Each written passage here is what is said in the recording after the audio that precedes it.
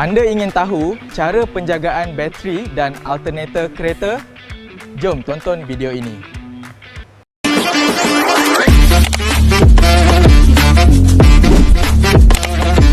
Assalamualaikum. Saya Muhammad Hafiz bin Nazri, pelajar Sijil Teknologi Automotif, Kolej Komuniti Pekan, Pahang.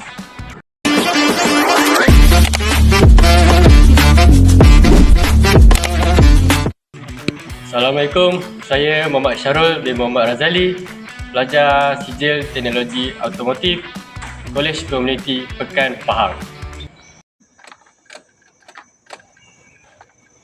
Pernah tak tengah nak rushing nak pergi kerja, tiba-tiba kereta tak boleh start? Dia dua je problem, sama ada bateri ataupun alternator. So, mana satu yang bermasalah? Jom kita cek. Pertama, lihat pada keadaan fizikal bateri, terutamanya pada terminal positif dan terminal negatif. Jika terdapat serbuk putih ataupun hijau, itu tandanya asid bocor ataupun pengoksidaan berlaku.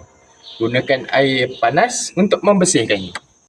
Kedua, gunakan multimeter. Setkan bacaan multimeter ke voltage, direct current.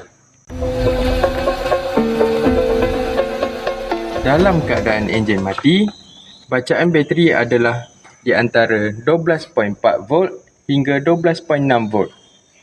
Kalau di bawah 12 volt, maksudnya bateri anda dah lemah atau perlu dicas semula. Cara pemeriksaan alternator. Jom kita cek. Sekarang, hidupkan enjin. Kalau alternator dalam keadaan baik, bacaan multimeter naik ke 13.5 volt hingga 14.5 volt. Ini bermakna alternator tengah cas bateri. Hidupkan lampu utama dan aircon.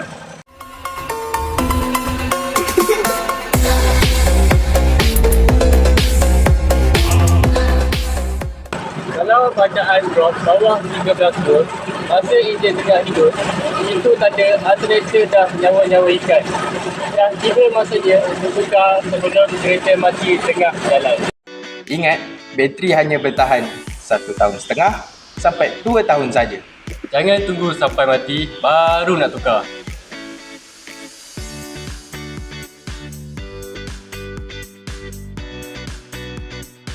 Itu saja daripada kami untuk kali ini.